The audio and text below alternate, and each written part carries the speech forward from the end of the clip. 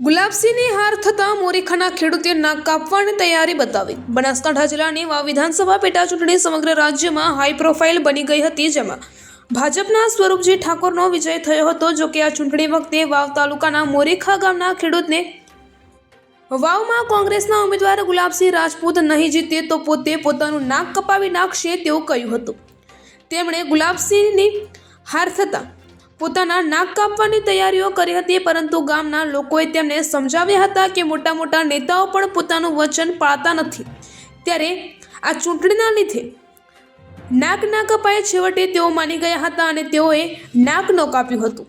વાવ વિધાનસભા બેઠકમાં ભારે રસ્સાકસી બાદ ભાજપના સ્વરૂપજી ઠાકોરની જીત થતાં કોંગ્રેસના સમર્થકોમાં સોપો પડી ગયો છે। નજીવી રસ્સાકસીથી ભાજપની જીત અને કોંગ્રેસની હાર બાદ કોંગ્રેસના નેતાઓ પણ હાર પાછળનું મનોમંથન કરી રહ્યા છે।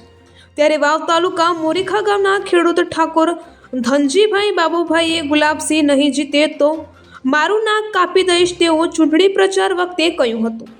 હવે પરિણામ બાદ ગુલાબસિંહની હાર થતાં ખેડૂતને પોતાનું નાક કાપી નાખવાની તૈયારી દર્શાવી હતી, ત્યારે સમજુ લોકોએ પોતાનું નાક નહીં કાપવા જણાવ્યું હતું અને કહ્યું કે મોટા મોટા નેતાઓ પણ પોતાના વાયદા નથી નિભાવતા તો તમે તો સામાન્ય નાગરિક છો। ભાજપે જનતાના ખાતામાં ₹15 લાખ નાખવાનું વચન આપ્યું હતું, છતાં હજુ સુધી નાખ્યા નથી। તો જે દિવસે ભાજપ દરેક વ્યક્તિના ખાતામાં ₹15 લાખ નાખે એ દિવસે તમે તમારું નાક કાપી નાખજો। દેશમાં સત્તા પર બેઠેલા ભાજપના નેતાઓ સાચું ન કહેતા હોય તો તમારે નાક કાપવાની કોઈ જરૂર નથી।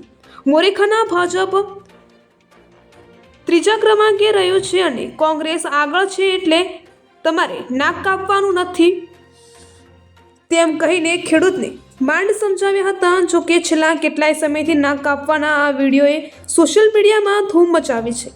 ઉલ્લેખનીય છે કે ખેડૂતે નાક કેમ કાપવું પડે એમ પૂછતા જણાવ્યું હતું કે ગુલાબસિંહ અમારું કામ કર્યું છે, અમે જે માંગ્યું છે એ આપ્યું છે, આથી તેમનો પરાજય થતાં નાક કાપવાની તૈયારી દર્શાવી હતી। રિપોર્ટર રાજપૂત ગોવિંદસિંહ વાવ, થરાદ, સુઈગામ, ઢીમા।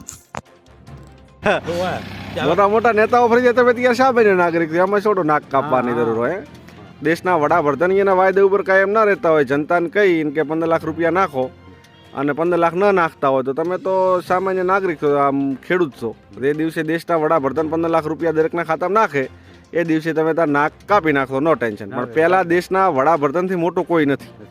દેશના વડાપ્રધાન જ જો અહીંયાના વાયદા ઉપર કાયમ ના ઉતારતા હોય, રાજકારણમાં એવું હોય કે એ ખુદ કાયમ ના ઉતારતા તો તમારે નાક કાપવાની કોઈ જરૂર આવતી નથી। તમે જે બોલ્યા હતા એ સાચું બોલ્યા હતા કે ગુલાબસિંહ જીતે છે ને મોરીખામ જીત્યા, ભાજપ ત્રીજા નંબરે રહ્યું છે, એમાં નવાઈની વાત નથી। સામાન્ય મનખને ગોમ પૂરતી ખબર હોય, 3 તાલુકાની કદી ખબર હોય નહીં।